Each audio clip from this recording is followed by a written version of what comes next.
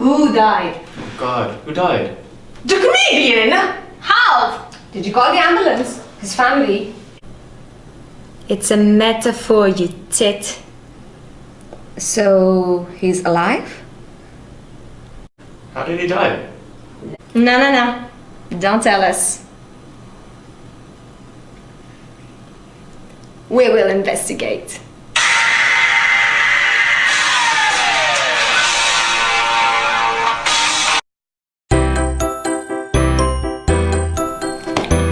So guys, we will investigate not only by observing and participating, but also by listening, talking, asking questions, taking part in debates and discussions, and sometimes even leading them. Listen to this, guys. The idea that ethnographic experiences are embodied in that the researcher learns and knows through her or his whole experiencing body has been recognized in much existing methodological literature across the ethnographic disciplines. So our data are gathered from a range of sources, but observation and relatively informal conversations are usually the main ones. So get this. At its core, ethnography is an improvisational research practice. So despite varying orientations towards scientific rigor, even the most methodological practitioners of ethnography recognize the importance of adaptability and flexibility. As in-the-field researchers, ethnographers are perpetually caught up in a web of social interactions that are unpredictable and frequently involve on-the-spot decisions. The analysis of data involves interpretation of the meanings, functions, and consequences of human actions and institutional practices. Okay, let's go! How y'all doing? Good?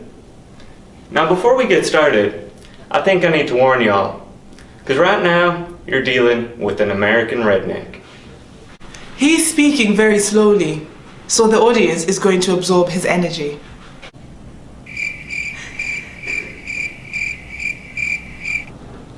Told you so! I wish I was good at comedy. Damn, I wish I was good at anything.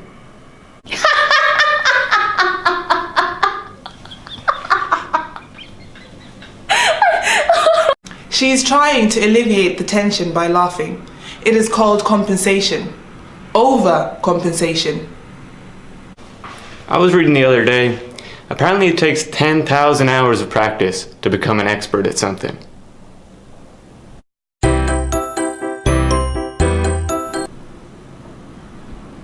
I think he needs a bit of practice. He was very monotone, wasn't he?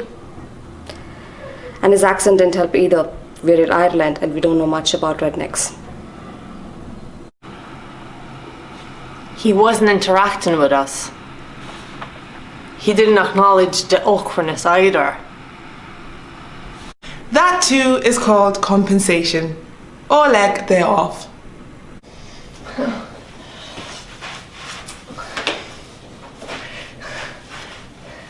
So I asked her, Natasha, why is your baby black? Neither is Natasha nor Marcus. So it confused me.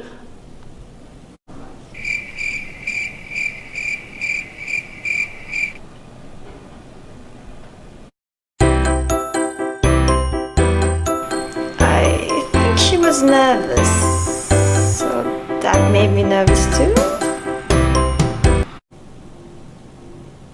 Hello. The name is Breda Preden, and I'm here to find a man. I'm from Mayo. Oh, would you look at that? There's a few men down in the back.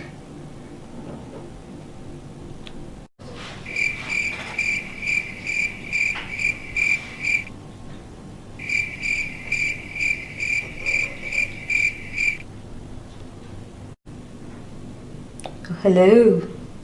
It's a man on his own. Shane, don't get too jealous. What's your name, man on his own? Connor. Connor. Swiping right.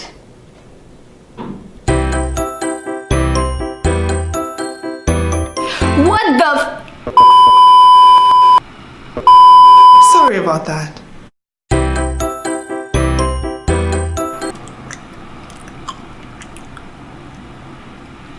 I want to die.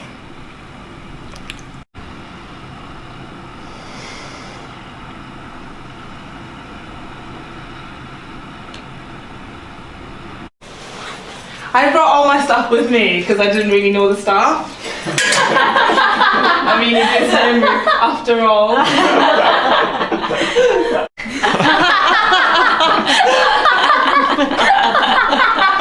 I'm afraid they can see me. I'm afraid they can see me. Well, I'm like, cut back on the rich dessert. What about my daughter? What about my daughter? What if they kidnap her? Well, if they do, they'll return her because she's a bit of a bitch. And when they do, she might be bilingual. Right?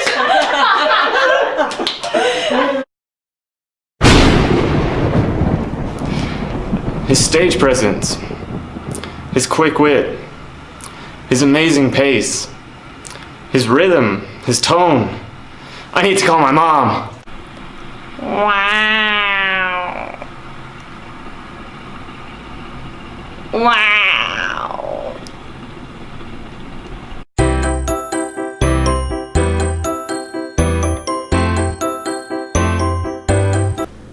They didn't all die, Carolina.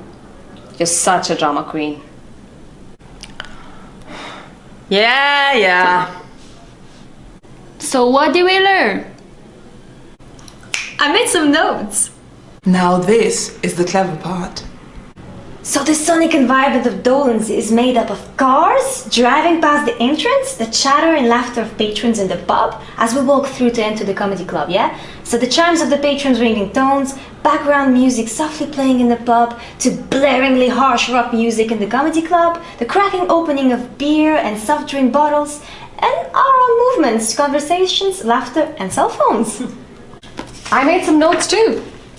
Audience members in Dolan's listen through the energy of the comedian. That is, when the comedian has high dynamic energy, the audience concentrate more, sometimes leading to silence, but laugh harder following the comedian's non-verbal cues such as pauses, pace, pitch, rhythm and tone. Now guys, I like your notes, but I think I made better ones. When the comedian's energy is low, the audience becomes detached and removed from experiences leading to low sound production, littering and silence. So pauses become uncomfortable. The pace quickens as the comedian tries to compensate for the lack of sonic production, and pitch, rhythm and tone becomes monolithic. Okay. When the comedy is on a path to victory, we feel present, immersed and happy. But when the comedian is dying, the unwritten rule, thou must laugh at the comedy show, rears its ugly head in our consciousness. Suddenly there is the pressure to laugh. Observe your body language and facial expressions, so as not to give the impression of boredom. This becomes a detachment of sorts. And so the experience is not embodied, but rather becomes cognitive. Life is so visually emphasized that without this ethnography, we would have never paid attention to how sound is produced, consumed, maintained, and undermined in life, let alone a comedy club. So it is kind of hard to describe or even analyze any culture in oral terms. But what did we learn? We learned that every gig starts at least 30 minutes late. There is a self-imposed pressure to buy a drink even though we have already bought the ticket to the gig, and that the venue, including the pub and the warehouse, is never full. The population density is quite low. The comedy club is so niche that there are no regulars but us. Well, not anymore now. That the ethnography is over.